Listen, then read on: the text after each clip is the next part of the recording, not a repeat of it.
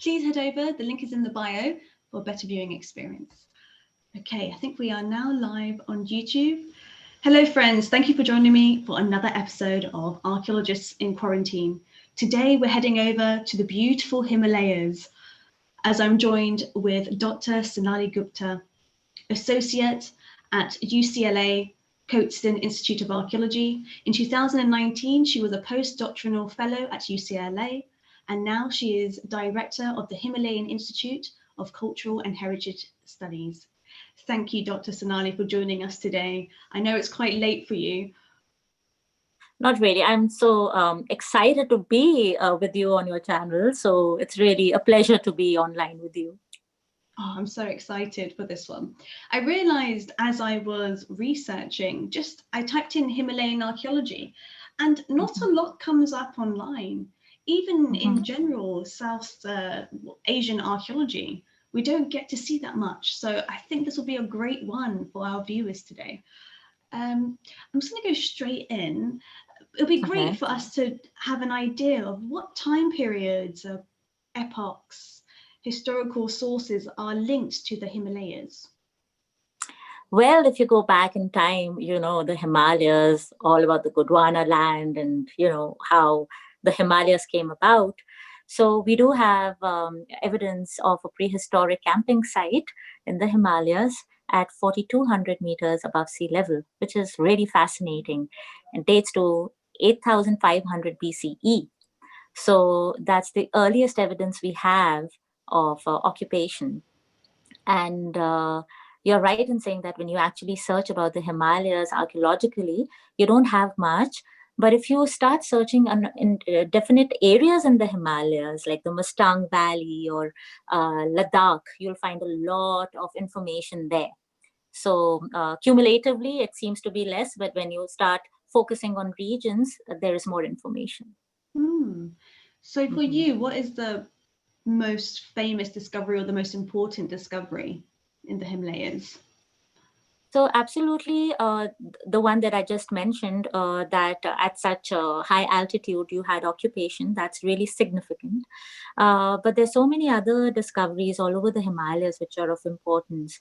For me, especially the spread of Western Buddhism, in the Western Himalayas, the spread of Buddhism and Hinduism is very fascinating to me, all about myths and all of that. I'm a historical archaeologist, so early history fascinates me a lot. I'm so glad you said that. So I found this really cool picture. I'm going to share it right now, actually, as we're talking about your kind of interest. Or we have two options. I can either share the screen and we can show the picture of this beautiful example of what you just mentioned about how Buddhism and Hinduism is linked to the Himalayas spiritually and maybe even with their religious practice.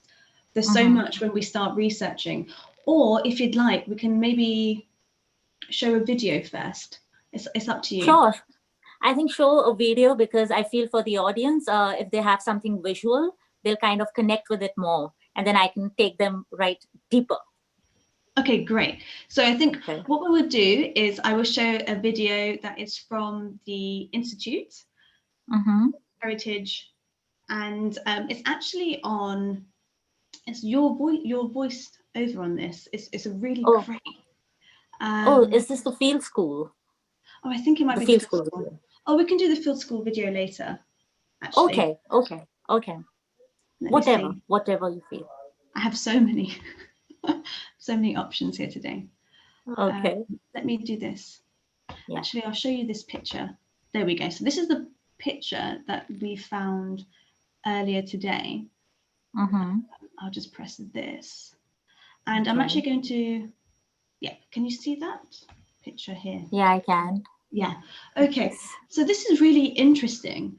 I'm not sure if you're familiar with it, but I feel like it's to do with the Himalayan mythology and everything that kind of surrounds the mysterious, just the whole mystery around it, all the myths, and even in today, people are so fascinated with this region. And when we look at this picture, I'm not sure, are you familiar with this? I haven't seen this particular picture, but of course you can see the Tibetan flag, and right there at the very end where you see the flag, you have the two deer and the wheel that the Buddha talks about, when he gave his first sermon at Sarnath.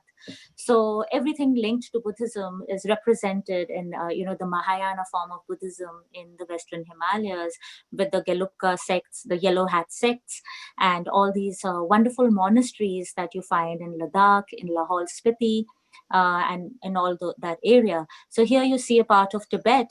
You see Amdo, which is actually in southern Tibet, the Changtang Plains. And those of you who have watched the famous film 7 Years in Tibet, and the journey of His Holiness the Dalai Lama would be familiar with this landscape.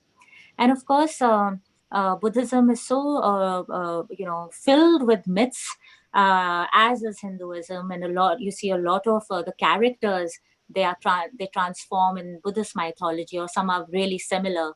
Even today in the Kullu Valey, you have deities which are common in the Tibetan pantheon and the Hindu pantheon. So Himalayas are a land of myths, and as I'm speaking, I'm right here in the Kullu Valley, which is known as the Valley of the Gods, and I would say the goddesses as well.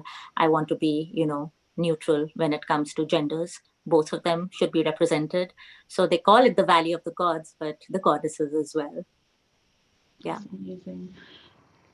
As you mentioned, the Himalayan mythology, the sacred and spiritual significance of the Himalayas and Hinduism and Buddhism, can we see this transition from even these ancient pictures and texts? Do we see the same traditions in today's civilization, in today's society?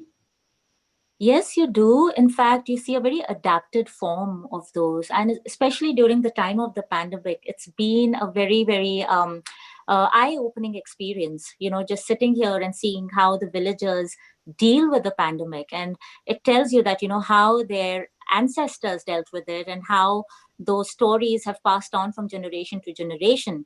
So, for example, just when the pandemic started, there is this tradition of the gods and the goddesses having palanquins.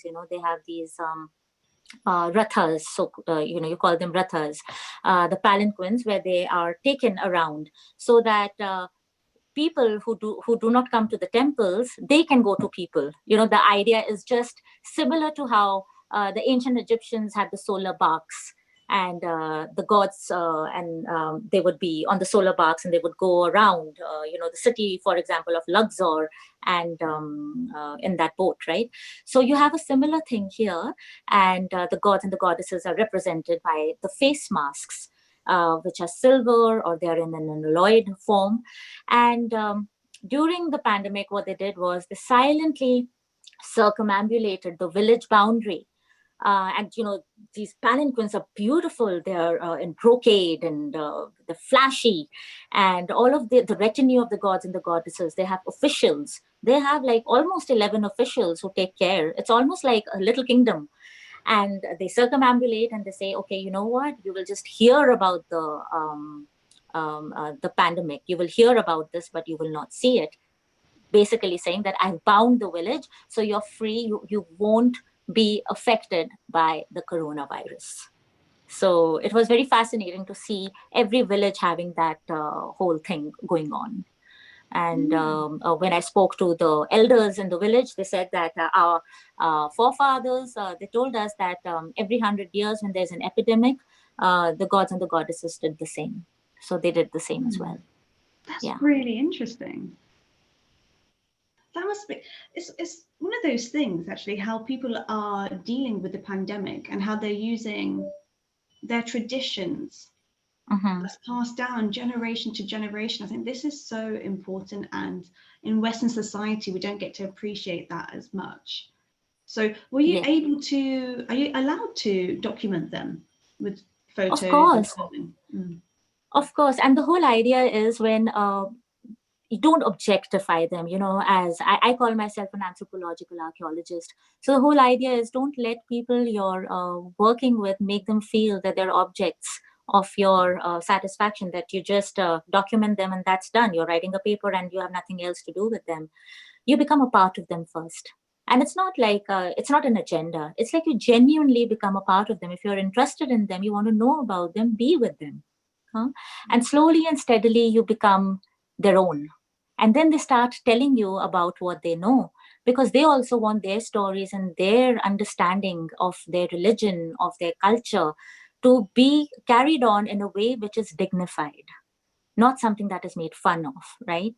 So Mm. over the 2+ years that I've been here researching, in the beginning, I would see eyebrows being raised that who is this person who wants to know about our culture, and being a little hesitant. But as time progressed, they became so welcoming. So much so that I'll give you an example, that there was this temple, a Shiva temple, beautiful 10th century Shiva temple. And, you can't really photograph the sanctum sanctorum of the temple. So earlier we would just be denied, my students and I, that you cannot photograph. So just last year when I was there, I was making sketches of the sculptures there, of the idols. And the village headman came to me. He said, "What are you doing?" I said, "I'm trying to sketch. My sketches are not that great, but what do I do? That's all I have." He said, "No, you can photograph." I said, "But I'm not allowed to photograph." He says, "No, I'm giving you permission because you're doing this for a good reason." So that's how you break barriers. That's how you kind of get closer to the community you work with, and they Mm. open up to you. So. And how have you found it now being, not stuck there, but you kind of were, I'm assuming at the beginning at least, you would have had flights, you wouldn't have been able to travel outside when lockdown first started. So how have you Mhm. found being in the Kullu Valley during the first stages of coronavirus? How's it been for you? So honestly, Tash, it's not felt like a lockdown at all, because where the institute is, it's a large hill. We are here with the people I work with, Upadhyay cottages. They have these cottages on an entire hill, and one of the buildings is the institute. And it's green. Nature is all around. I can see snow-clad peaks. There are birds. They're free. There are some kids who live on the mountain, and my son, who's a 7-year-old, and their kids, they play around. So it doesn't feel like a pandemic kind of situation at all, except when we go to the little market that is in the town. We are all adorned with our masks. And keeping that social distancing thing intact. But other than that, it's not been a lockdown kind of situation at all. In fact, it has gone on to remind us that, oh my God, what are we doing in cities? We should be with nature where we were always supposed to be. So it has been that kind of an experience. Mm. And whenever you say, the Kullu Valley, this picture was the first thing when I Googled, the region of Mm-hmm. photographs, and I saw this and I was like, wow, it's a beautiful place actually to be, to not have to, Yeah. be I locked wonder down. I wonder where this place is, but yes, Kulu is very much like that. The valley itself, it's a very wide valley, and it ranges from about 1,200 to 3,000 meters above sea level, and it's beautiful. Lots of apple trees around, and lots of fruit trees. Plums are in season right now, right outside my house. Lots of plums and pears. So it's a beautiful place with Mm. history. So that makes it even more special. So if we were to look at some pictures actually of, again, when I was looking at the Kulu Valley, and I literally just searched archaeology in this region, and I came across this, and I'll just share it with you. Let's see, the joys of, okay, there we go. So if we go back to this slide, and Yeah. so these are the type of, these are amazing. I'm not sure if you're Mm-hmm. familiar with any of these.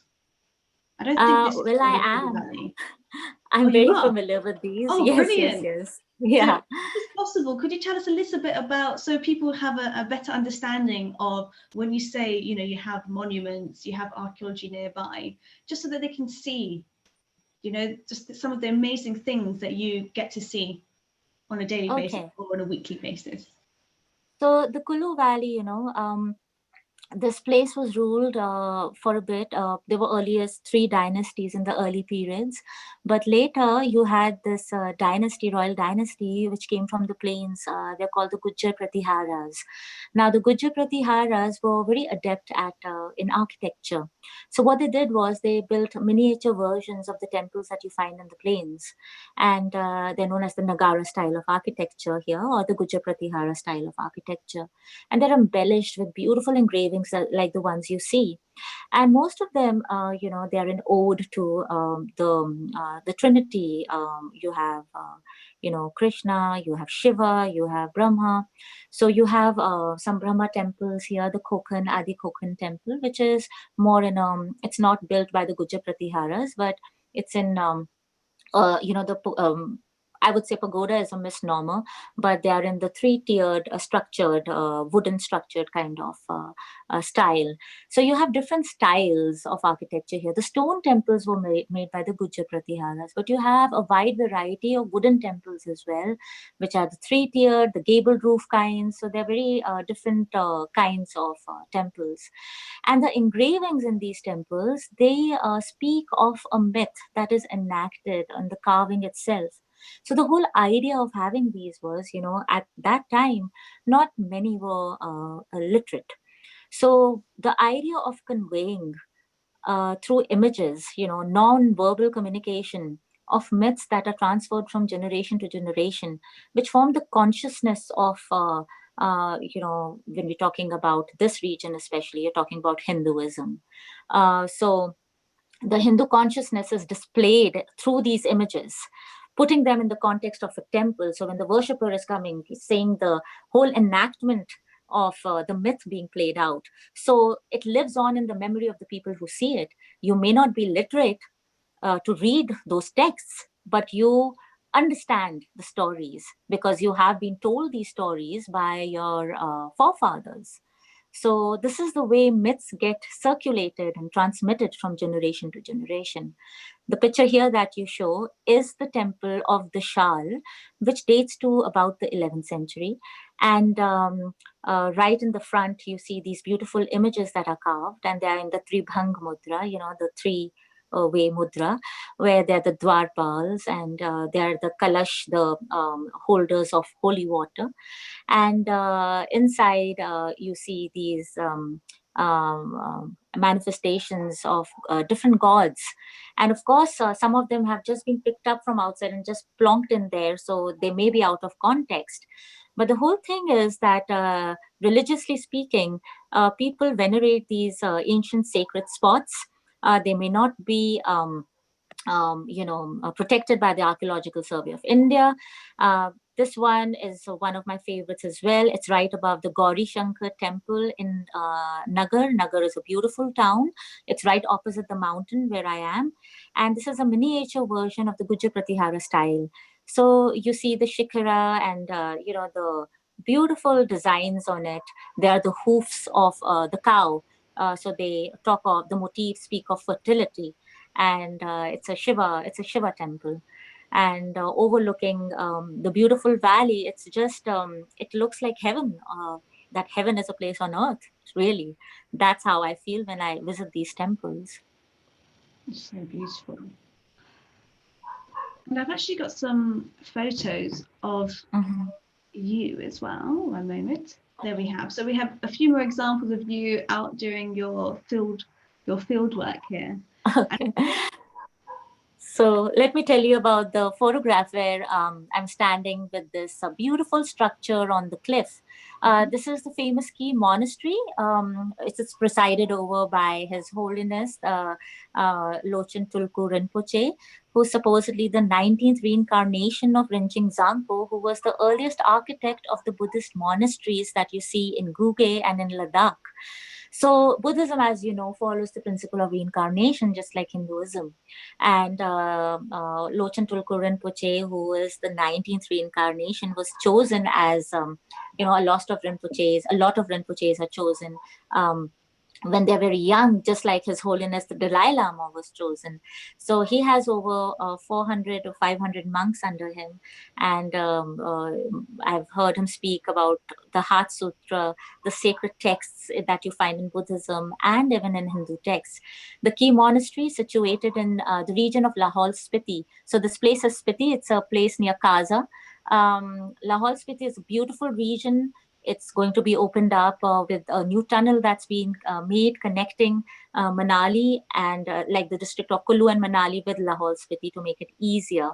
And this place is just filled with beautiful Thangka paintings and objects of art that you may never find anywhere else. And these seats of learning through the whole process of cultural transmission are still going on. The tradition is going on. And the one on the right is the gabled roof kind of structure, a wooden temple dedicated to the goddess Kailashini Devi, which is also in the Kullu Valey. And I have to tell you, Natasha, that these temples are living temples. And when I say living temples, I mean that, of course, they have their officials. Most of the gods here, they own land. And in the government papers, they are described as miners. So that's really interesting that gods are animated humans and they're considered miners. And they speak through the shaman. Now, I feel, personally speaking, that the whole tradition of shamans is very, very old. It predates Buddhism and it predates Hinduism. The way it has been integrated into mainstream religion is very interesting. So the shaman, or the gur as he's called in this region, speaks on behalf of the god. And through that speech, kind of tells the villagers what is right, what is wrong, what needs to be done, what is not being done. So it's almost like the ruler speaking to his, to his people. So it's really interesting to see this display here. So that's where I'm sitting, right in front of that temple, with a miniature temple that was kind of excavated by the villagers. It's not protected, but it is owned by the villagers. Yeah. Thank you so much for that insight. I've finally been able to access the images that I wanted to pull earlier as well. And because I think one of those things when people are watching and as you're explaining the beauty that surrounds this region, people love to see photos and videos. So let's stop the screen here. And I'm just going to check to see if there's any questions on YouTube. Let's see. Yes, again, everybody's just commenting on how amazing the temple structures are and the type of stone carving that we're seeing. It truly is. It's so beautiful, and some of them is characteristic to when we think of Indian monuments, think of these sculptures, and it'll be amazing to see it in person. Hopefully, who knows, in the future. Of course, you're always welcome. Let the corona thing kind of, we all are just so frustrated with this little thing that has spread. Yes, but thankfully from it, we are able to communicate with each other, and archaeologists all over the world are actually coming online now and doing more engagement. So that's definitely the positive side. Yeah, we are digging digitally, right? Yeah. Yeah. No excavating, unfortunately. Yeah. I found some photos. I found the presentation, I should say. I'm just going to do a screen share. And it's actually something that you mentioned earlier, and that's going back to cultural transmission, which you actually started to talk about as we were going through the images. And for the viewers, is it possible for you just to explain what cultural transmission is, please? Yeah. So though it sounds very daunting, what is this transmission about culture? But it's as simple as how we observe, our parents doing things and how we kind of internalize those things. And without us even being conscious of what we have learned, we become that, in our ways, in our mannerisms. So for me, as an archaeologist, when I study material culture, I'm looking at how these things have transmitted from generation to generation. What are the lines of learning and teaching, and what changes, what variations come about. And the importance of knowing about this is that as archaeologists, it's very important to know why traditions continue and why they change. And that is the whole idea of learning cultural transmission. That why do we, stop wearing a certain kind of design? How does it come back into vogue? Little things like that. It all has to do with how things are transmitted, what becomes, what ushers in, what ushers out, who are the influencing parts of that particular trend. Why does it happen the way it does? And it's as simple as that. And I use, the whole process of oblique transmission, of understanding from peers, from teachers, and how things like when I worked in Egypt, I was looking at material culture like pottery, that who were making these pots, why were these schools or of pottery making, to a common person they looked all the same. But when you went to them, you said, no, this one has been made by my son, this one has been made by my uncle, this one has been made by my neighbor, and this one, well, it doesn't belong to the village. How do they know this? Because they sit together, they know each other's work. But for an archaeologist, how was it possible for me to find out? So I started spending time with the potters. I used to sit with them, I used to sleep with them, and I used to observe how they are transmitting these traditions. And so I adapted a neuroscience software and annotated each gesture and posture of living potters, that how they transmit that knowledge of pottery making to their students, and whether we can find the markers of such transmission in the archaeological record. And the answer is yes, you can. So if anybody is interested in knowing how I came to that conclusion, please look at my dissertation, which is available on ProQuest. You can just type in Karanis, Sonali, Gupta, UCLA cultural transmission, something like that, and you can read the whole dissertation. So coming from that, I thought, I'm so interested in cultural transmission because myself, I have studied in different parts of the world. My father was in the foreign services, and each time I adapted. I learned, I unlearned, I rewired my brain. So it was very fascinating for me to learn about this. How is this possible? How am I changing? How am I imbibing my own traditions, enculturating, acculturating? So when I came to the Kullu Valey, I said, there's something very interesting about this place. There are these myths that are transmitted. These myths date back to the epics, the famous Mahabharata and the Ramayana. Why is there a preponderance of the characters of the Mahabharata in the Kullu Valey? Like most of the sages that are mentioned in the Mahabharata are here. How is that possible? How are these characters here? How are these myths being transferred from generation to generation? How are we seeing them, engraved in these beautiful temples? What is being said? Why is it being said? Are they changing? Are they, are they camouflaging some truth?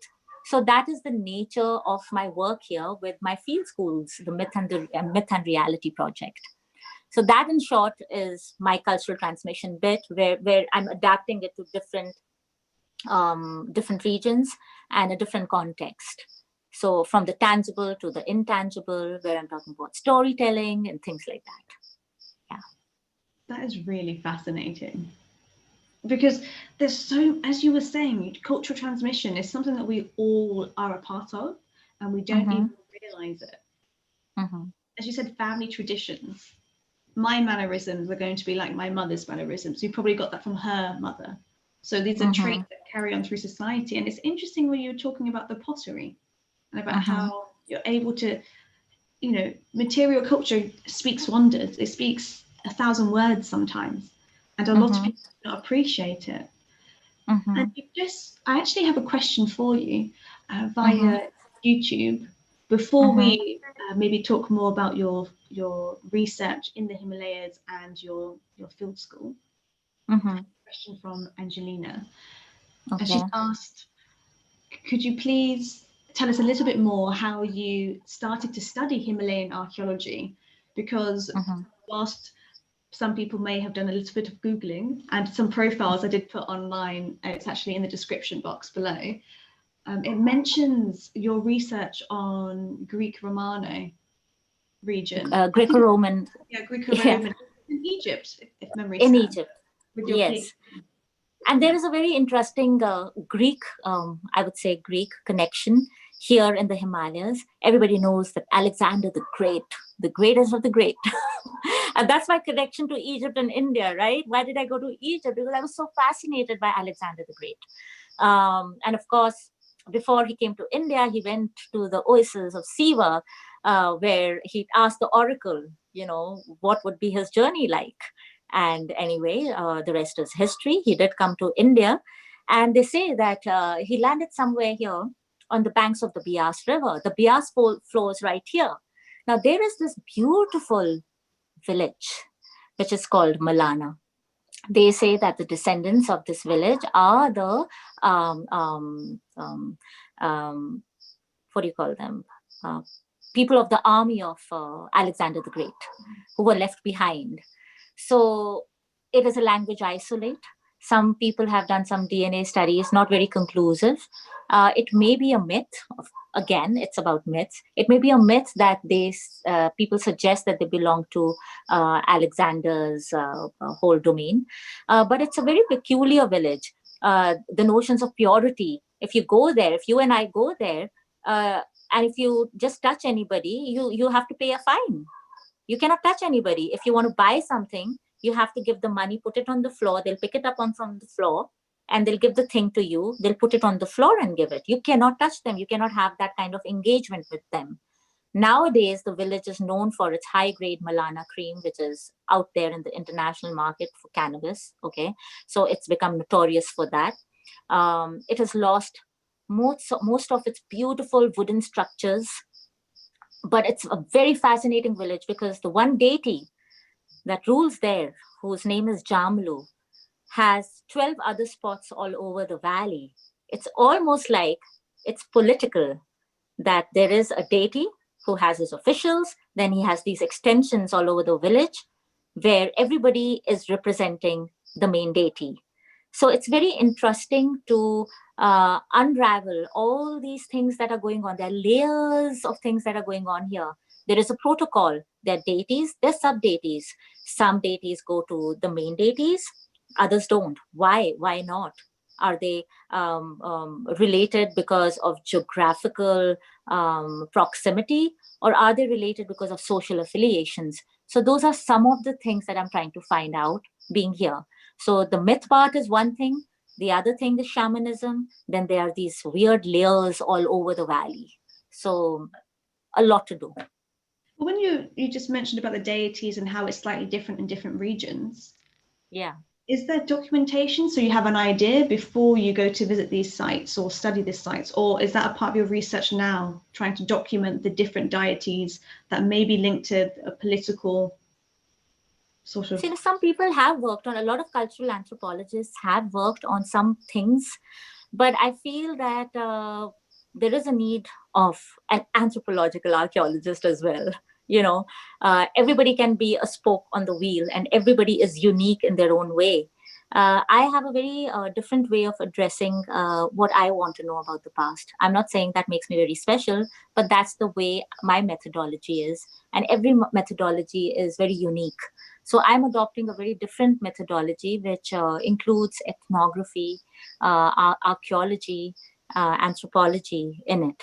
So I'm very interdisciplinary in my approach. So I'm trying to document all these things and just gathering data. And I just love gathering qualitative data because I feel you get to know a lot more.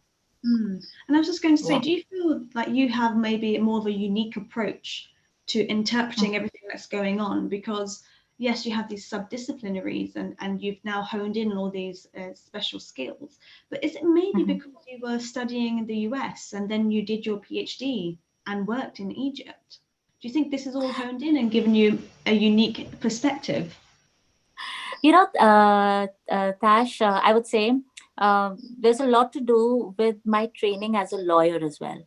So I was a criminal lawyer, and that investigative spirit in me is there. And I try to put all these bits and pieces in front of me. And of course, Egypt, the US, and being in India has helped me to kind of have a greater, I wouldn't say greater, but more of a kind of view that goes beyond a regional kind of view. So for me, and I've always felt, a lot of people would tell me, Sonali, you did your PhD in Egyptian archaeology. Why going to the Himalayas? And I said, just because I did my PhD in Egyptian archaeology does not confine me to Egypt. I absolutely love Egypt.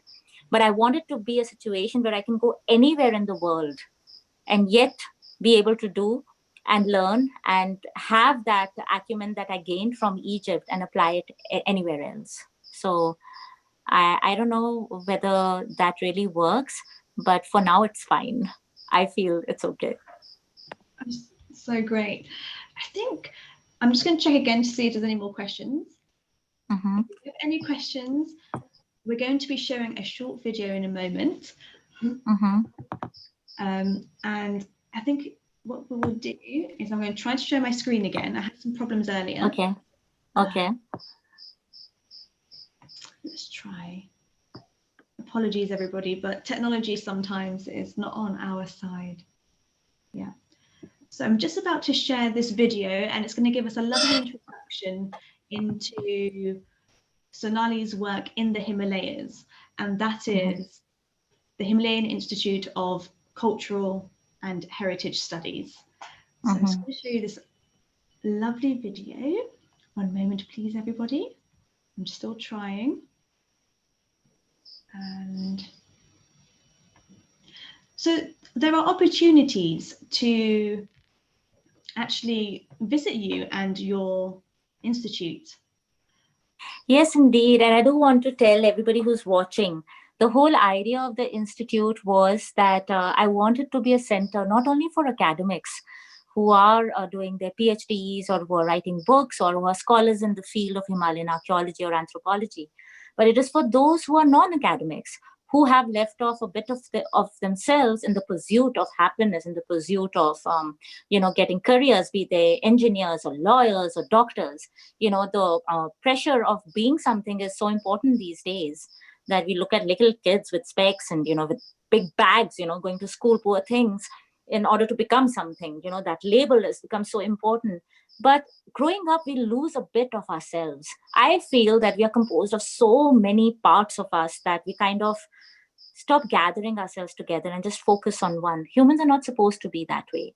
And I feel that this is an opportunity for those who feel that they could be explorers, who could do some art, who could do some pottery, who could do some heritage stuff, that they can come to this place on a holiday, engage with us.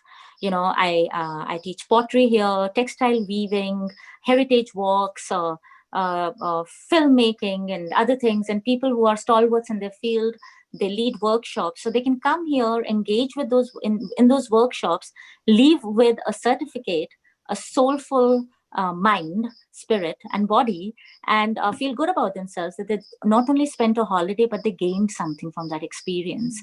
And I want it to be a hub for culture, where not only archaeology and anthropology are taught, but art history, music, culture, things that matter. So that's where this place is. And it's a beautiful location with just beautiful views of the Himalayas, and a wonderful family who take care of hospitality here. Like I said before, the Upadhyay cottages, I'm working in collaboration with them.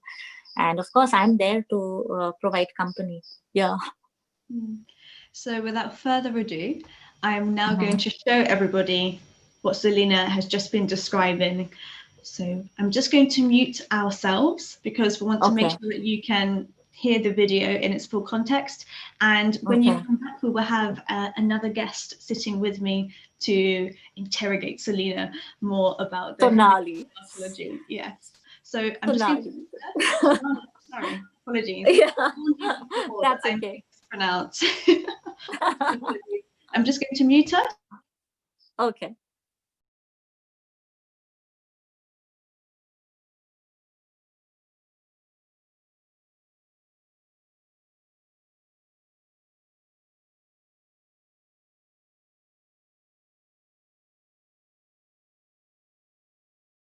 soon own a house.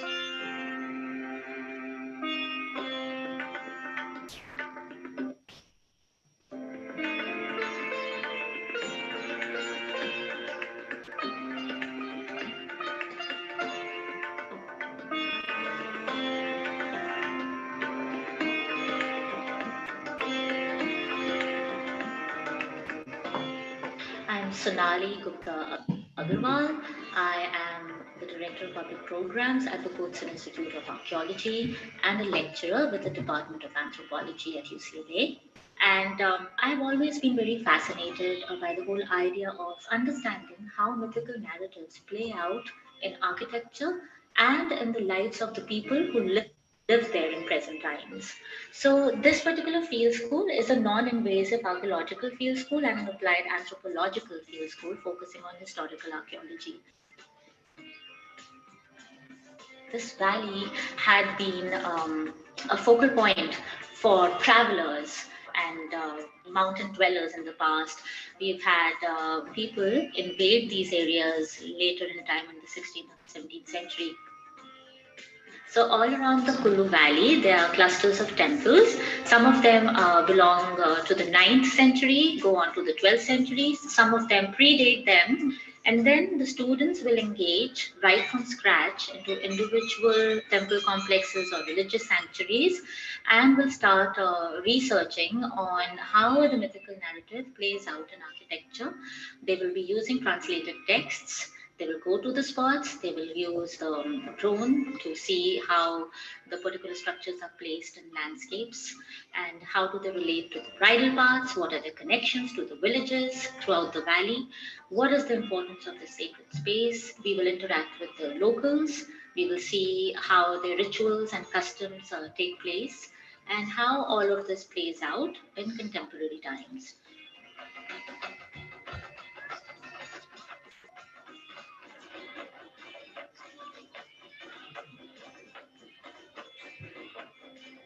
So the accommodation is really nice. It's set on a hill. We have a workspace which is made in traditional Himalayan architecture where we will congregate every day for our classes and our lectures. The people here are very, very friendly. They are open-minded. Most of them speak in English. So here is a place where there's a confluence of the old, the medieval, and the new. And students really going to be experiencing something that is going to help them in their life, even if they don't go on to study archaeology or anthropology in the future.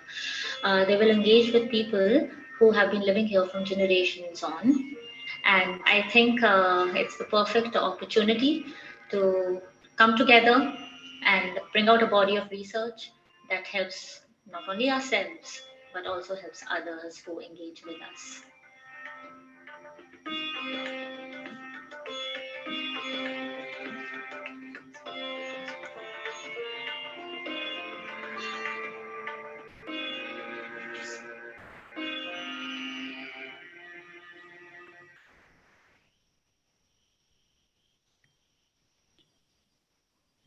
There we go. Perfect. So I hope everybody's imaginations have continued. It's such a beautiful place. And I love this video because you really get a sense of living in this region and the fascination and the myths that are associated with it.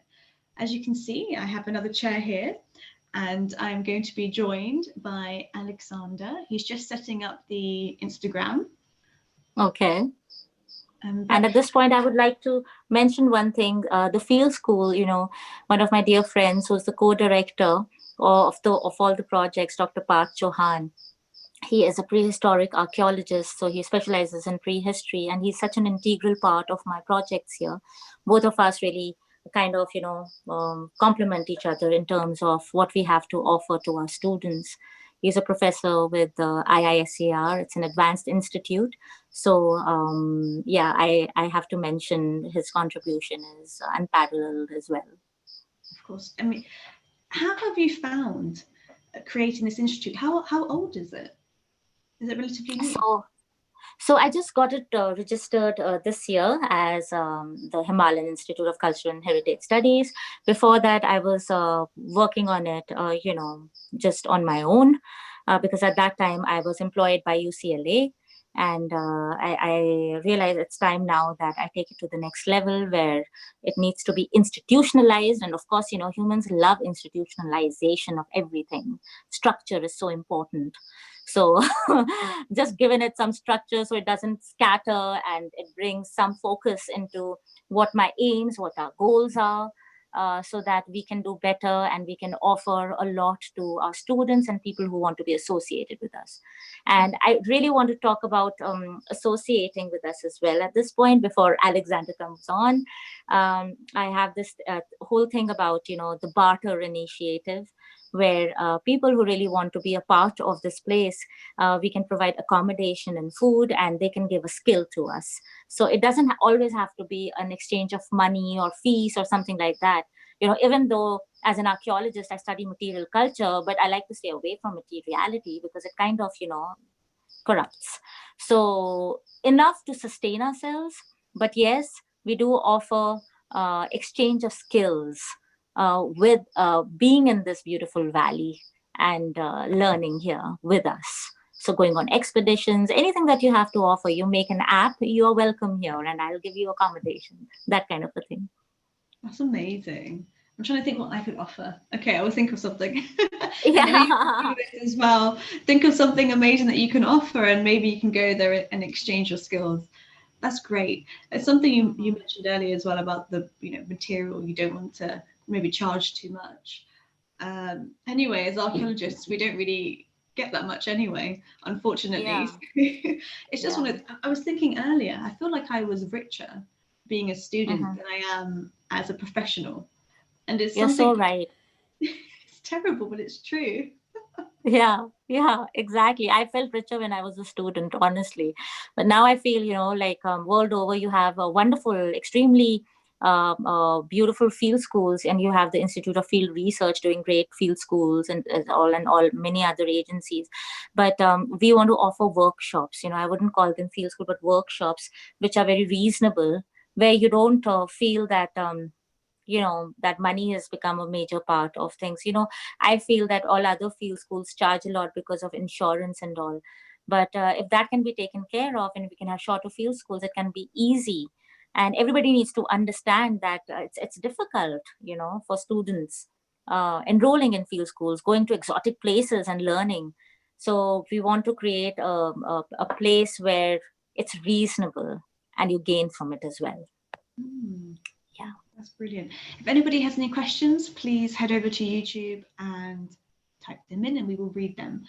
Now I'm going to be joined by Alexander as I think we go back into the mythology and the mystery around the Himalayas. Okay. I see there's a few questions. And maybe we can even discuss it's the political side that you mentioned earlier. There's so many international projects that are done in this region. So first of all, for all the viewers, this is Alexander. Alexander. Hello, everyone. How does it feel to be in front of the camera? It's the first time. The first time together. Together. Means, yeah. So, but lovely.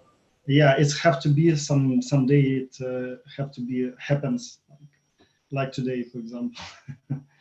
So.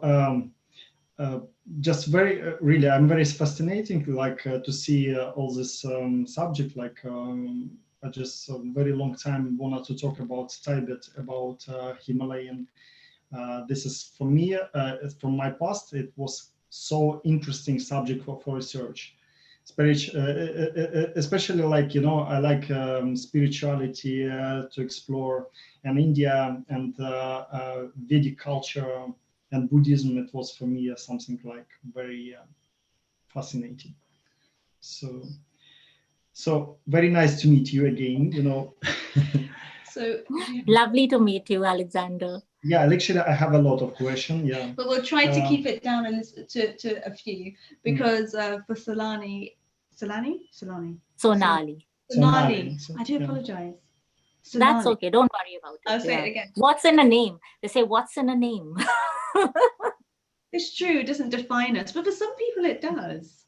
For some cultures, the name is very important. Tasha very not good with pronunciation. Some words, some names, you know. So and some name of some places. So like every time, sometimes it's like in Egypt they would say. In Egypt, they would say, when a person dies, never forget their name, because once you forget the name, you forget the memory and the existence of that person. So you always, in ancient Egypt, you always had to remember the name of your ancestors in order to remember them. Yeah. Yeah, but as I remember, they have a few names. For example, they have like common name and they have like some spiritual name, which not everyone should know about this. So exactly. Yeah, that's why I think our common names and our nowadays very like lost meaning of this spiritual name, which a person should be have inside, like should, because from some magic things, you know, like even some people said that if some magician knows someone's name of someone, he could even like affect this person and even could kill this person. Yeah, so from a distance. You know, even in India, when children are born, they are born under a certain planetary alignment, and then they're given a letter. And from that letter, you have to be given the name. Now, I was not born in India; I was born in Sweden, so I didn't have that. It's called the horoscope. So growing up, everybody would ask my mother, she doesn't have a horoscope. How come? You need to make one for her. And I was named because my father loved these names, you know, Bengali names. I have a Bengali name. So I never had a horoscope, and I felt so ill-equipped in life in India. But I think I did okay. I didn't need a horoscope, but they need a horoscope in India. Mostly children are born that way. Do people actually know if you don't have one? Is it like something that somebody may ask you in conversation in the first Yes. Especially at the time of marriage. They always ask for your horoscope. It's very funny. Yeah. India is very interesting. So their horoscopes for a future, yeah. Just in case if something happens in the future, you know, better. You can blame it on the horoscope. You can blame it on the horoscope. Yeah. You know, it's interesting also, Sonali, that like from my we have a lot of same things, similar things with you, because you are a lawyer. I'm as well lawyer. You research Egypt, and I lived in Egypt 2 years here, also like researched. Yeah, actually we with Tasha we meet each other in Egypt. Yeah, so yeah, it was. I told you before, but yeah, for on camera first time. Yeah, so yeah. So and it's quite interesting, and Tibet, as I told before, that it's very interesting for me. Yeah. And the third common thing, you know, where I am, is where the famous Nicholas Roerich. Nikolai Roerich, Nicholas Roerich. It's our famous scientist and philosopher and researcher. Yeah.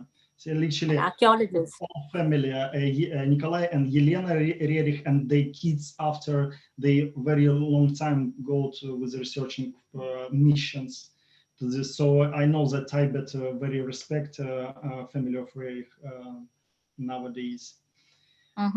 That's and what a legacy they have. Even today, we have Russians who visit this place, who throng the trust, and the other branch of this trust is in New York. The Nicholas Roerich Trust. And it's very interesting because, you know, when we're talking about the Himalayas, we cannot talk about the Himalayas without Nicholas Roerich and his beautiful depictions of the Himalayas in his paintings. And I always used to think that, these look like, you know, I've never seen the Himalayas like that. But until I went to Spiti, I realized that's how the Himalayas really are. And Nicholas Roerich captures the beauty of the Himalayas like no other person. And he talks about Shambhala, this mythical land where enlightened people live. And he's written a book about this dense philosophy. And he lived here, and just going to his house, which is a museum, is so inspiring. It's awe. I get awestruck when I read about him and his legacy.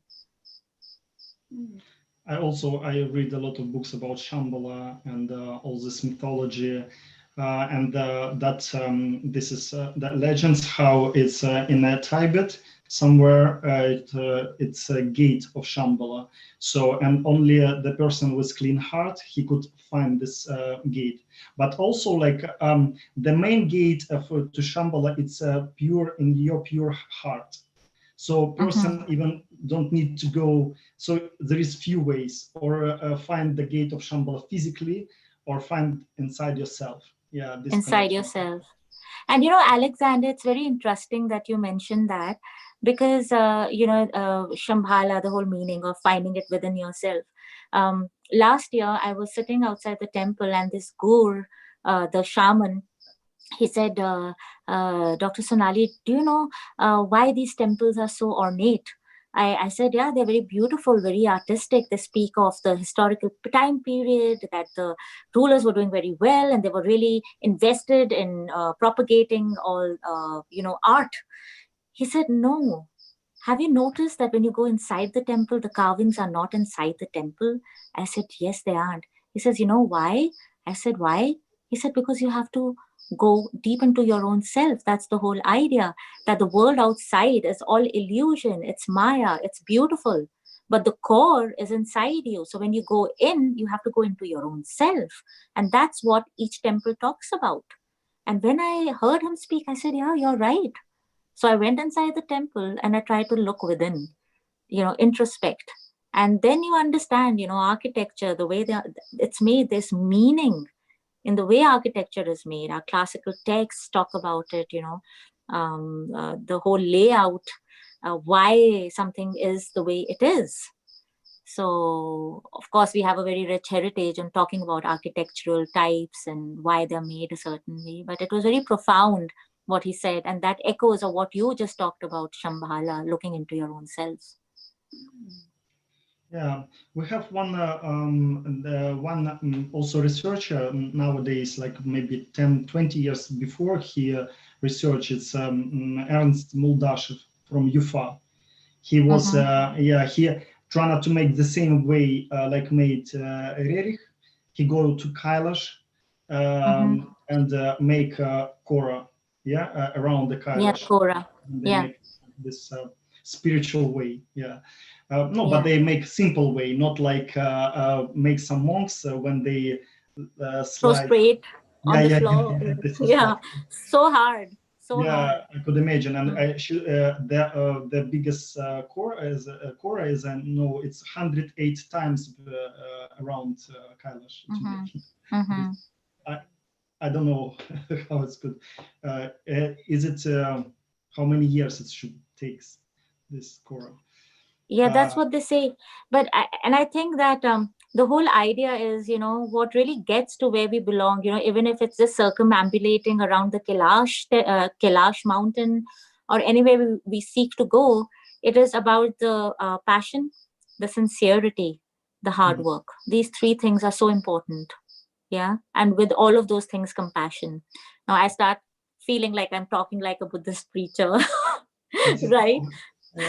But these are the three things. This because most archaeology from this region, it's connected with this only with spirituality, because all legends about the great yogins who are in Himalayan, who are left their bodies in samadhi, and they are like they make these messages to the people, like sometimes they could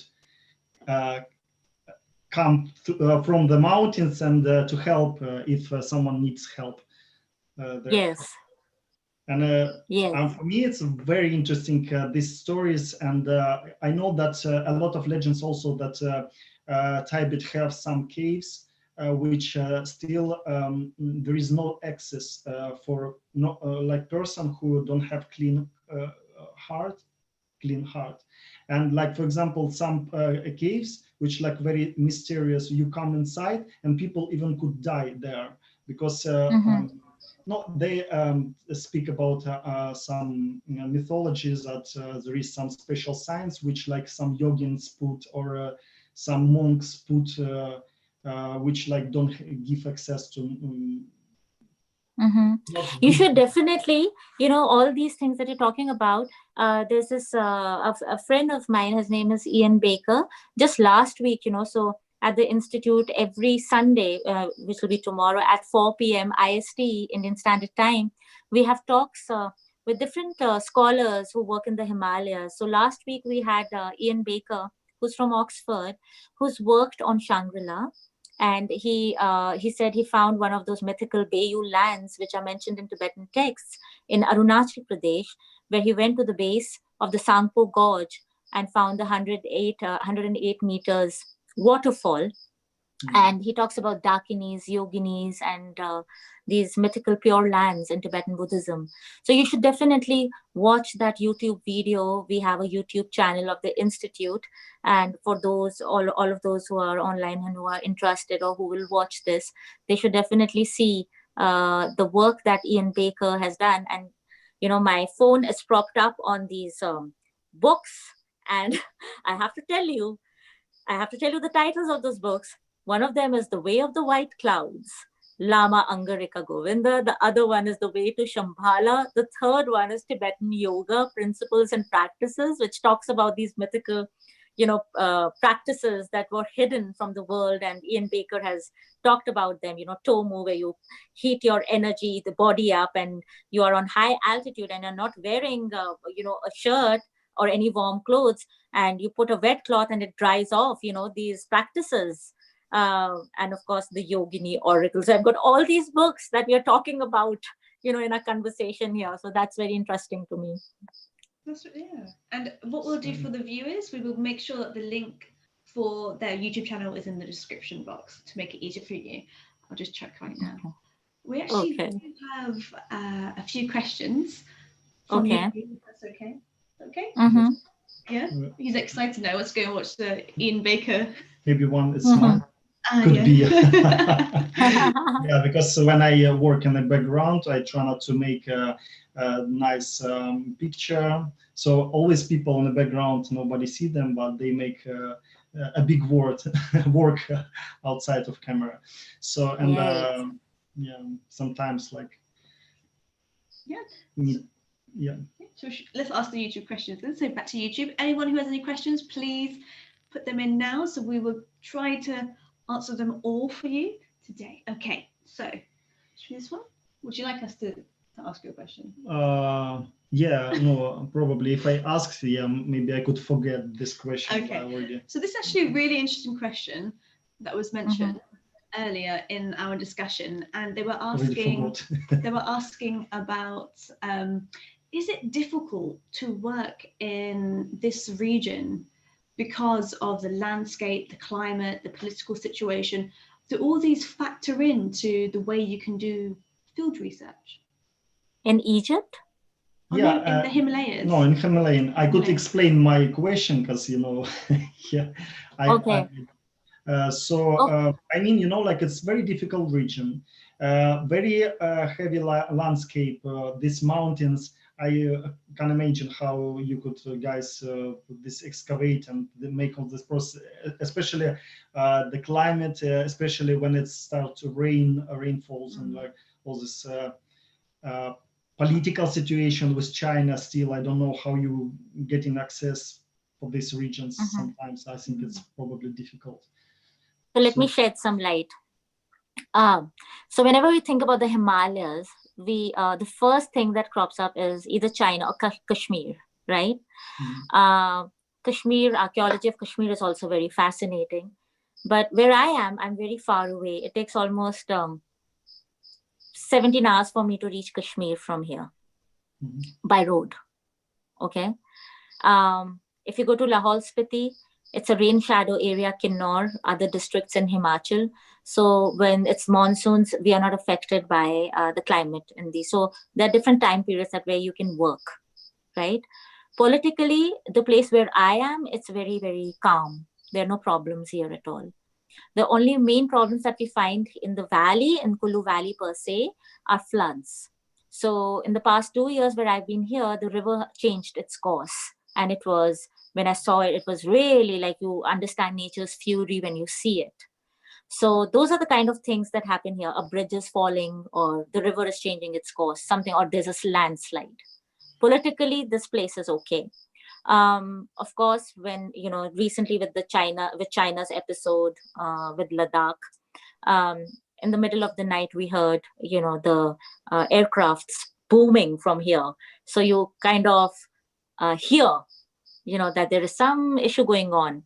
But because of the terrain, we are quite far away. It takes time to reach these areas. So we are, safe, so as to speak. The whole idea of having such a terrain, the mighty Himalayas, the highest mountains in the world, is reason enough to be doing archaeology here. That is what fascinates. When Edmund Hillary said that, why did he climb Mount Everest? Because it's there. So why is one doing archaeology here, from the desert to the mountains? Because I just had to be here. I had to be in the desert to realize how much I love the mountains. And when I'm here, I still miss the desert. It's a lot to do with your experiences. It's a lot to do with what you're meant to be doing, where you feel at home, where you belong. So I've always belonged to the places I worked. Egypt is like home. Himalayas is like home to me as well. So, and home is where the heart is, and where the heart is. So we're just waiting to find the heart in an excavation. So it'll be the heart and the heart. How is it actually excavating? Are you doing actual physical excavations, or is it more so you're recording monuments? So recording? Not as yet. So I am fairly new in the Himalayas in terms of, I've been coming here since I was an 11-year-old girl, and I always knew that I wanted to be here. And my mother is from this region.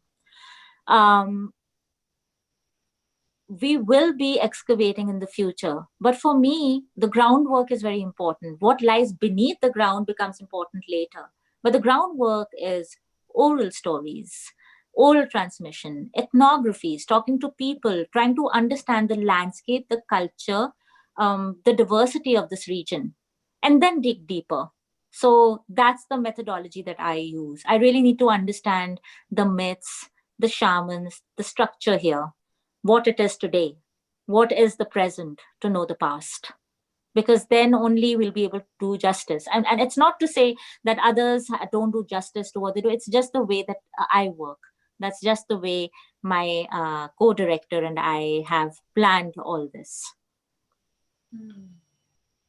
How is difficult the soil and no, of course it's stones, yeah, sometimes like the specific how you exactly in this location, your specification, how is like the geology, the process, like how is more, yeah. The geology is interesting because like even the temples that are made, geologically speaking, they come from the sedimentary rock. There's a lot of sedimentary rock here, quartzite, a lot of quartzite here. And interestingly, as the highways are being broadened and they cut through the mountain, there are very good sections that are made. So it's very easy. When we did a project high on Himalayas in March, where our students were here, so it was very easy for us to take them to the highway and show the sections and see the geological makeup of this area. So it's really interesting to see that. And also when you see the cliffside of the rivers, you see how they've changed their course and everything. So it's like everywhere you go, there's so much to see. You see these old homes, vernacular architecture, the stone temples. There are some forts here. And for those of you, there's another region here, the Kangra Valley, which is another valley in the Himalayas. You have, such amazing history where it's the oldest dynasty in the world still are there. They are not rulers anymore, but it's the oldest living dynasty of rulers in the world, the Katoch dynasty, who were never who never surrendered to the Mughals, to the British. They never did. So that's another side, of the Himalayas, that side where I'm not working in that area, but down the line we will be working there as well. And for anybody who doesn't know, if I'm correct, please correct me if I'm wrong, their titles would have been stripped away during the British colonial. Yeah, in 1956, when India became independent, their titles were stripped away then. So yeah, and a very dear friend of mine whose family is also from the Himalayas. In fact, we were going to do a field school there in May, and Corona hit. He has a palace in a place called Kutleher. It's a private palace, and we were going to document the whole palace. It's a 100-room palace with its own mythical stories, about treasure and this and that. So we were planning, that's in the lower Himalayas. And I hope we can do it in the future, with the Corona dying out. If anybody's interested in historical archaeology of palaces and all, we will be doing a field school there as well. Amazing. So if anybody's interested, please contact the Institute. Of course, the information will be in the description below. And if not, you can comment on here and we can get that sorted. We can forward on your details. We have another question. Angelina, I think we kind of answered yours. Please let me know if you'd like any more regarding your question. Okay, we have one from Medhabat. Apologies if I mispronounced. And they've asked, can you please tell us about the ritual dances performed in Kullu Valey? Are there any ritual dances based on epochs in that region? I do have a video that you sent me earlier. Is that maybe linked with the dance? The video that I sent is not a dance, but it's like the palanquin being charged with energy. And it's the dance of the gods and the goddesses when they greet each other, when they meet on social occasions, where, one god or goddess is going to another temple for some event and they greet each other. So it's almost like the dance of the gods and the goddesses. Okay. What I will do is I'll quickly try. Yeah, you can play it. It's very beautiful, actually. But it's not the dance that they're talking about. The dance, the ritual dances are, people dancing in pairs here, rhythmic beats of the, the instruments, the wind instruments and the kettle drums. You see a lot of that as well in the valley. I think we actually have some photos with you with some regarding this as well. I'm just going to try and share. One moment, please. I do apologize. I'll quickly try to share that. WhatsApp, and in WhatsApp. When was this video taken? The one that we're about to watch. I think 2018. 2018. And is this something that goes on every year or a particular festival? Every year at different times. So different festivals in different months. You see that all the time. But there is, it happens a lot during the Dussehra festival. So the Dussehra festival, which happens in October, November. And it also happens a lot right in the month of end of July and August. Okay. Would it happen this year, or does it depend on the current situation with COVID-19? The gods and the goddesses have a mind of their own, and even the superintendent of police has to bow down. And there have been moments when the palanquin has gone straight to the superintendent of police's office, asking him to come out. It's strange are the ways of the gods and the goddesses of the Kullu Valey. So it will happen, but at a very small scale. I don't think the public will be allowed, but the officials of the gods and the goddesses, because it's a tradition that is very, very, it's very dear to the population here. It's a continuity of a tradition. They might adapt it to the changed circumstances, maintaining social distancing, but the gods and the goddesses, the ones that come and throng the Kulu town during the fair, they will definitely come. Instagram needs to be turned off. I'm just going to try and share. Unfortunately, I need to just change the screen on Instagram before I share my screen, because we don't want to show anybody's numbers. So if you could just quickly do that for me. Apologies. That's the only problem for Instagram viewers. We have literally, you can see what I'm doing. So YouTube you cannot see, but I'm just trying to avoid personal information being shared. But who watched Instagram, they could go in YouTube. Yeah, right now. That would be great. If you could head over to YouTube, that would be amazing. It's where everybody's asking their questions. Link is in the bio, so please head over there. Apologies, YouTube viewers. I just want to make sure I don't share anybody's personal information, GDPR and all that.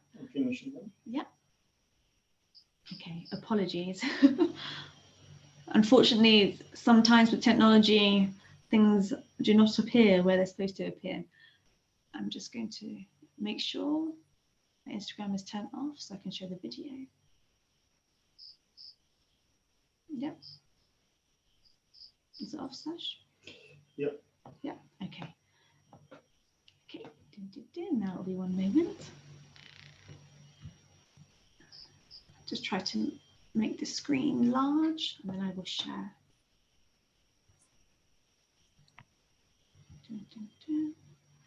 Okay.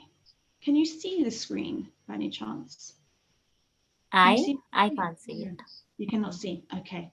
I'll just try something else. But maybe I can take my other phone and see whether. No, it's okay. It just means it's just not working right now. I'll just try again. That's fine. Let me try again. Just share my screen. Apologies. Oh, you can't see. No, I don't see you. Okay. I'll try one more time. Okay, this should work. Apologies, everybody. So we are about to see a ritual dance, hopefully. Maybe not. Now it's not letting me do it. I'm not sure why. Apologies, everybody. I was prepared. I just don't have, okay, perfect. Okay, everybody, this is the video that we were just speaking about a moment ago. There we go. Okay.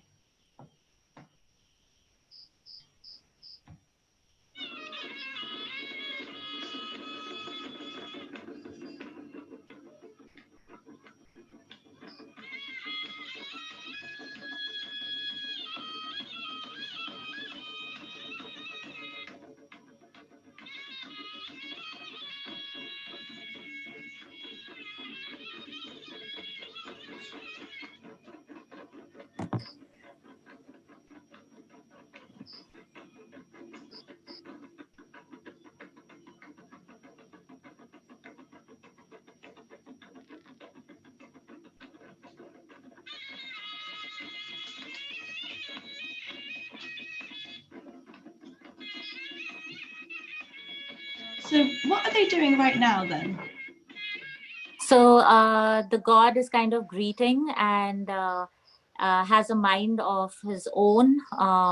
So you see the two palanquins, they're greeting each other. Mm-hmm. And during this time, somebody will go into a trance. And the bearers of the palanquin are not the ones directing. It's the energy in the palanquin.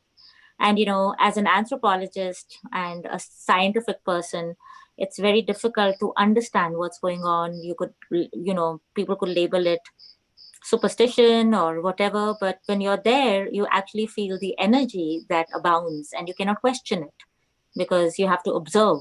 And as an observer, it's an amazing ritual, which fascinates me each time I see it. And I've seen it from very close quarters. It's just amazing. It's interesting that some type of, you said like energy, now like in quantum physics, you know, some things they try not to explain what it's really means. And a lot of now discussion about that the science of our ancestors was not so simple, not so primitive, and that sometimes they show some worldview for some cosmogonic, some interesting information, which like physics now try not to uncode what is right. really. And you know, Alexander, I totally agree with you. You know, even in physics, when you talk about quantum physics, in physics, they say energy can neither be created nor destroyed, but it can be transferred from one form to another. And this is exactly what we are seeing here, that there is energy being transferred. You can call that energy God, goddess, devil, or whatever you may name it. For me, it is an energy. and I see its transference. And I've seen people, just getting like this, in that whole thing that's happening, and then just that energy exits and it goes to the other person, and you're wondering, are they faking it? Is this real? Do I need specs? Those kind of things also come into my mind.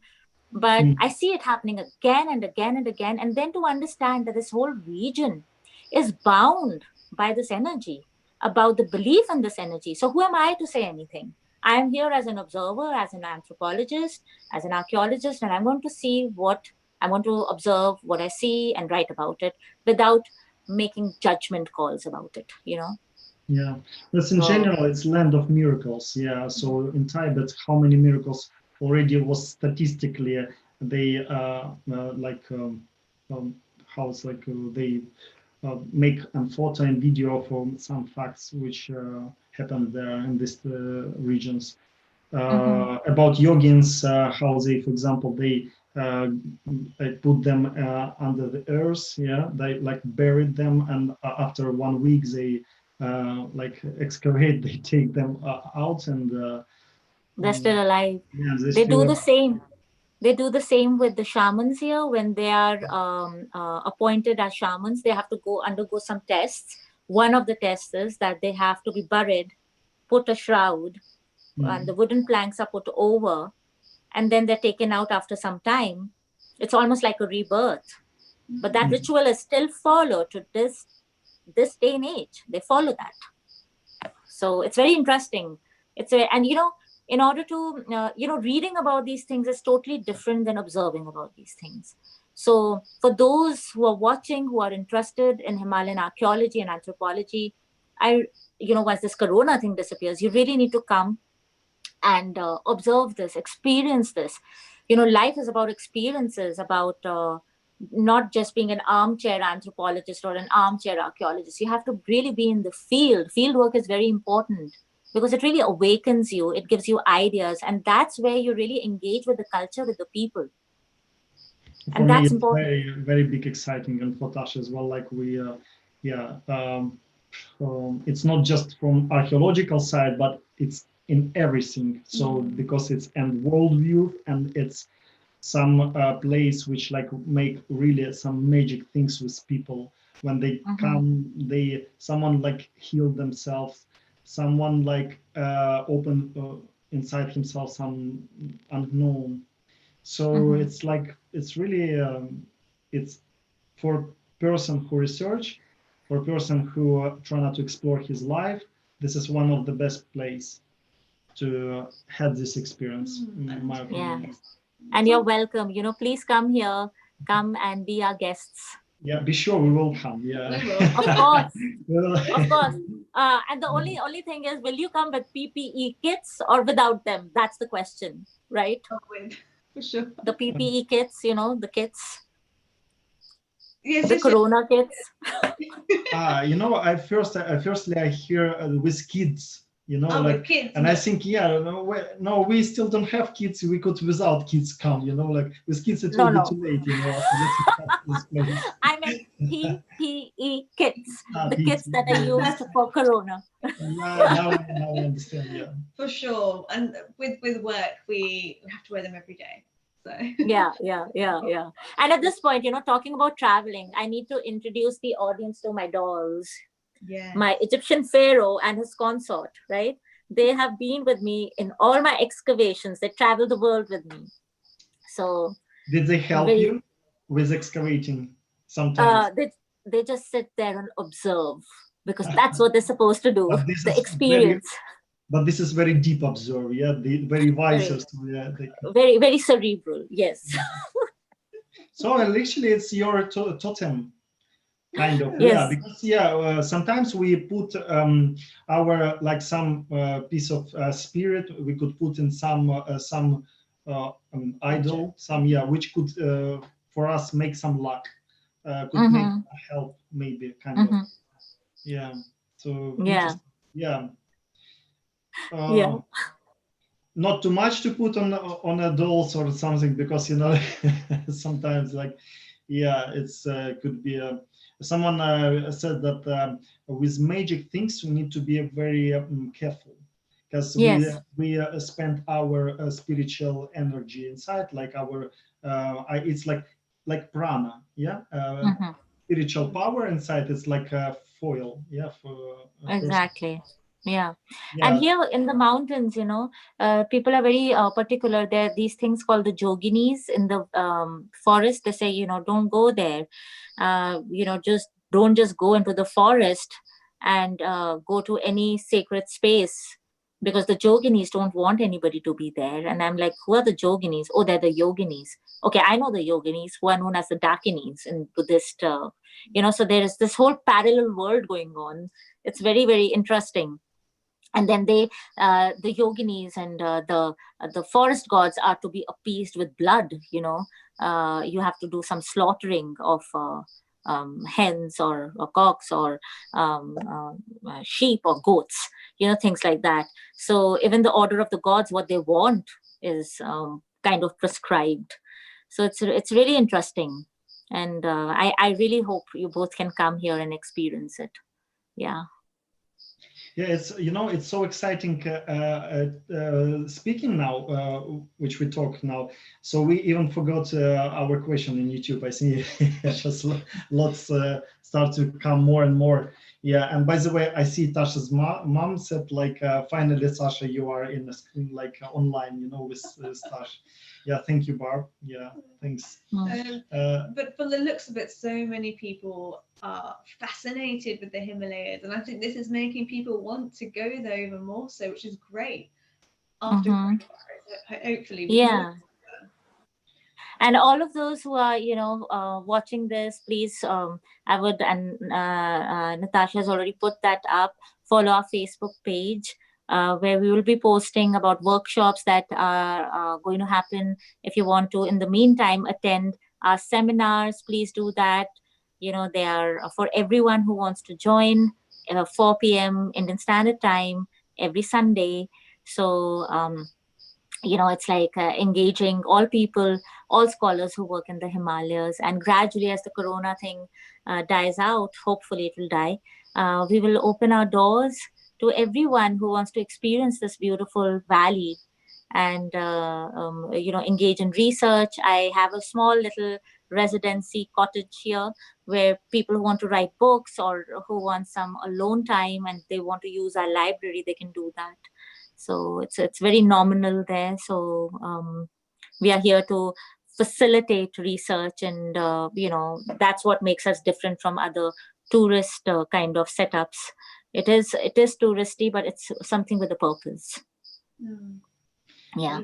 It sounds like like everyone start to slowly ending the today's life, as I understand. But I just want to say, for me, like I just only started to ask some question about this, and maybe we could make a few more videos or like live streams, or one or two, like, because one of the option which I wanted to ask about. We spoke about, like this spiritual experience, which like some people come in this region for this, but I can't to open the question about the British Empire and how they come in this place, So Okay. I mean, like yeah, there is a colonialism which we already started to speak, and one time, if one thing, if you come and you try to enjoy, you're not trying to understand this culture, you try not to interfere, yeah, in this culture. But another, when you think that you are honor and you try not to catch this and you try not to take this and put in your museums, and destroy and kill someone. I don't want to say anything very bad about past is past. We are ancestors, everyone like who live in UK, we are ancestors. Now also like racist questions, but like it was our grandparents. So like sometimes we can't be responsible, but we could be more smarter for the future and make some more smart things in future to discover, to explore, but not to destroy like it was in the past, very wild. Exactly. And Alexander, as you mentioned the British, I do want to mention that the Britishers came to the Kullu Valley as well. And that's how the trout came to this region.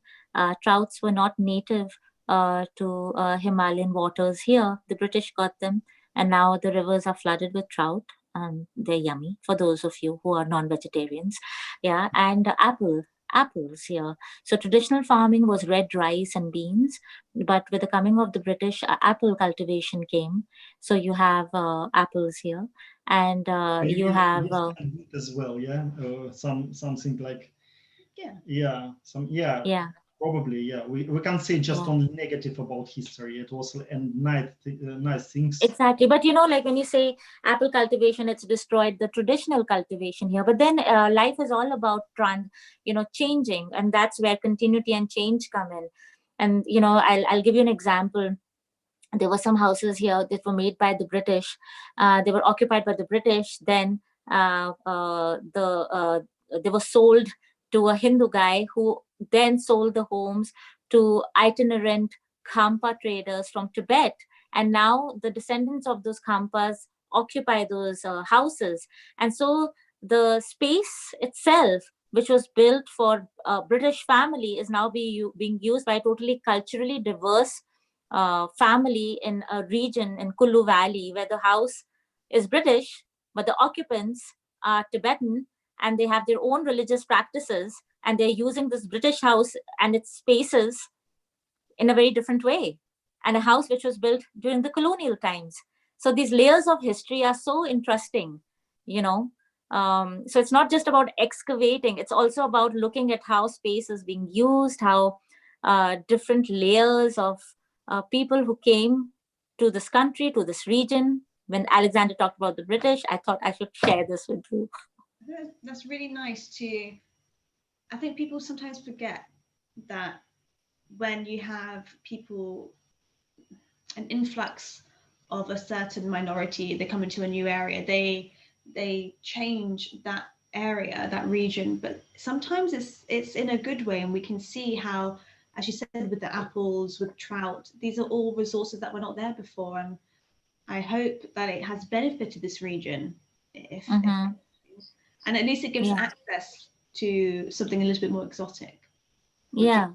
which is good, I think. And Natasha, today, with the paucity of wood and the rules and regulations, they say that you're not supposed to cut wood. The deodar, the Himalayan cedar, which was much in vogue, it is only used for temples now, wooden temples, and those who can afford it. But the changing landscape, a lot of urbanization is happening. You've got these urban clusters, like Kullu town has become really an ugly urban cluster, like Manali, and these villages in between are still nice. But it's a change happening, in these regions, concrete buildings are coming out because it's cheaper. Mm. But the concrete homes are being used in developing architectural styles which imitate the original vernacular architecture. But mostly these other concrete structures that just jut out and they look pretty ugly because they're not in tune with the landscape. I think the government needs to really bring forth public policy where they really need to give impetus to traditional architectural forms and allow the people to modernize. We cannot stop them from modernizing and have things that we have, but they should keep the traditionality of that place alive Mm. because that's the identity and that should not go away. Mm. Right. Yeah, you're right. It's there are so many things I think people don't realize, and I realize that we have. Oh, Yes, yeah, we have time. Yeah, we do not have time. no, Okay, we have time for one more question. I think YouTube don't make limit for us for time. We could decide where adult people we could decide 10 times more or 10 times less. So depends if it's interesting talking. Why you don't speak a little bit more? Like 10 minutes. Like 10 minutes. Okay. Few questions could make, like I have, like few questions which I really interested because I'm for myself, I don't know this region very well. So, one of the question, for example, the most famous archaeological findings, because there's locations, you know, like in Himalaya, yeah, no, in Kullu Valey. Yeah. Can I tell you the most recent archaeological find? Okay, so this place has so many finds which are known to the locals. Okay, which are known to the locals. So just like Columbus did not discover America, America was always there. It was known to the natives. Similarly, there are a lot of sites here that are known to the people here, but they are discovered by archaeologists because nobody has documented them. So recently, I've come across some places here which have not been documented, and I propose to do that. And I would not share the location of those places because, of course, I need to document them properly. I don't want them to be pillaged. And here you sometimes do find places that are not protected are unceremoniously dismantled, and the blocks of the stone are used for their homes, which is really sad. So the government needs to do something about that. But recently I went to a village nearby, and this man was renovating his house, and he found a sacred tank with a deity. And it's a sacred tank. And then they asked the deity of the village what it was all about. And the deity said, well, he spoke to the shaman and he said, oh, this is about 6 generations old. The king used to come here, take a bath, and you need to preserve this. So the one good thing about the sacred tank was, and I really like the deity because the deity is in for preservation and conservation of the sacred tank. He didn't say, destroy this tank. I do not want it in the village. He said, preserve it. I want it in the village. So the villagers are listening to that. So for me, even though this place is not protected by the Archaeological Survey of India, the main agency, the government agency that has to look over these things, the villagers themselves are protecting their tradition. And this place hasn't been excavated. There are no historic excavations in this particular area. There's a lack of coins. They say that the coins that have been found belonging to this region have been found elsewhere. So it was mostly used for trading purposes, but not within the region itself. So there was more of a barter economy. So you have inscriptions, you have coins, and other architectural features, but in terms of having a proper excavation, and that hasn't been really done. And how do the locals approach archaeology? Are they interested in preserving it, or are they so used to seeing it that for them it's just a part of the identity of the region? Well, when they find it, they do preserve it. They don't destroy it. They understand that the historicity of it is important because it's associated with their whole village life and the deity worship, and because they're very scared of the deities. The deities for them are living things. They do not want to upset them. So if they find something in the village, they know that there is some connection and they cannot upset the deity. So the first is the fear. And I think fear is good. Fear is good when it comes to archaeological monuments. The fear of curse, King Tut's, curse. I feel that whole thing was concocted because you need to conserve things, the dead. You want to keep them in peace, right? So all these stories that are created, I think they have a purpose. The purpose is to preserve them, to conserve them. Yeah. I like the way that you've added as well about how sometimes by putting these stories to stop people from looting or to make them protect something is very interesting. It's something I didn't really think about before. Is why do we have these curses or these legends that go around certain things? As you said, it's very interesting how across different civilizations across the world, from Egypt to India, you see these common traits with how people are trying to not only preserve it, but maybe cultural transmissions. Is there a link? Can you see similarities in Egypt to India from your experience, or is it quite different? Of course, as humans, we are all wired the same way. The unknown fascinates us. The mythical is, alluring. Ancient Egypt has so many myths with their, gods and goddesses. And you have so many myths about gods and goddesses here too. And for those of you interested, see, everybody knows about Egypt, everybody knows about India, but nobody has really studied comparing these two major civilizations. And there's a lack of communication between archaeologists. And I feel that it's time to bridge that gap. And because of that, next week on June the 28th, we've got Dr. Salima Ikram joining us on our Unlocked series of the Himalayan Institute, where she'll be talking about temple rituals in ancient Egypt, which are, of course, very similar to Indian temple rituals. And I'm not saying that, ancient Egypt is like that. It's exactly like that in India. But it's time that we have these, talks where we can gain insights into these great civilizations, that how they were similar, how were they different. And of course, there was trade between these civilizations. You've got lapis lazuli of the pharaohs coming from Afghanistan. So what makes us think that there was no trade with India? There was trade with India, of course, in the Greek and the Roman times with the pepper trade and, all these amphoras that you find in India. So, but now is the time to really engage in proper dialogue with archaeologists of these countries. Yeah, especially, for example, temples of like different cultures, like Egyptian, Indian, they all of them, most of them located, have perfect location for solstices, for equinoxes. It's like literally like a star observatory, yeah. Like exactly. They exactly. made like, yeah.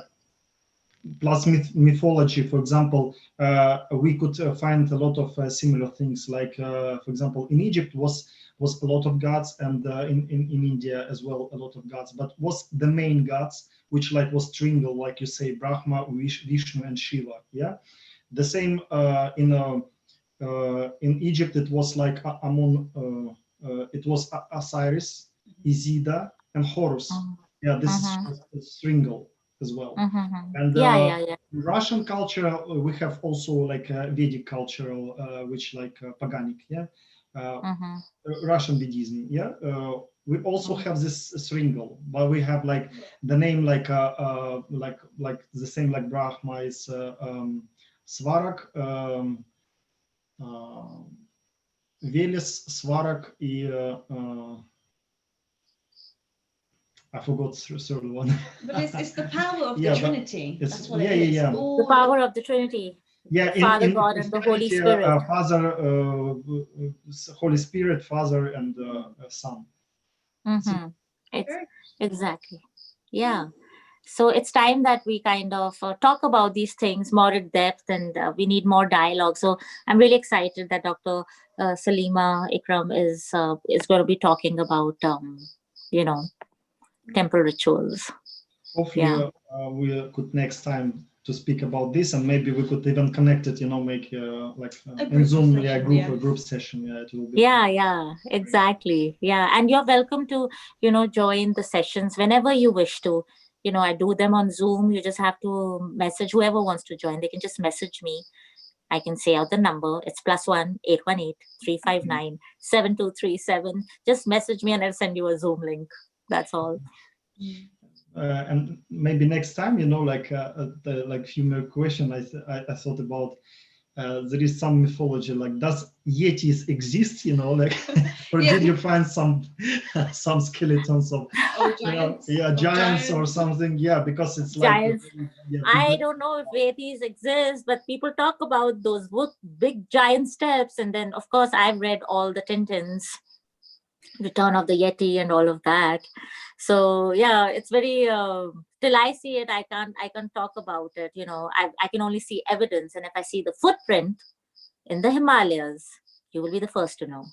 Yeah. And I think on that, it's been an absolute pleasure speaking with you. It's been literally just under 2 hours. That's brilliant. Really. We make more and more high skills, more longer. It's been a pleasure being interviewed by both of you. Such a pleasure. Seriously, I've enjoyed this so much. Hopefully we'll answer for all questions. I'm sure not, because we start to ask our questions. Yeah. We can always do a Q&A at another time. Yeah. And if you have any suggestions for what you would like us to discuss next time, please put them in the description box below, or you can directly message either of us. Again, thank you so much. Don't forget, tomorrow you're going to be... What is your stream for tomorrow? I've actually forgotten. Tomorrow you have yeah. At 4 p.m. we'll have Dr. Lokesh Ohri talk about ritual politics in Mahasu's Himalayan kingdom. He'll be talking about ritual politics, with his gods and goddesses. That's tomorrow, June the 21st at 4 p.m. IST. Brilliant. So absolute pleasure. And everybody, please head over to their YouTube channel where you can also connect, and their Instagram account, everything. Like, subscribe, share. Yeah, like, subscribe, share, comment.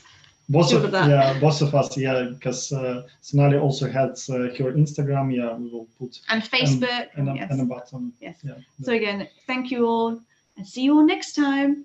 I'm going to sign off now. Thank you.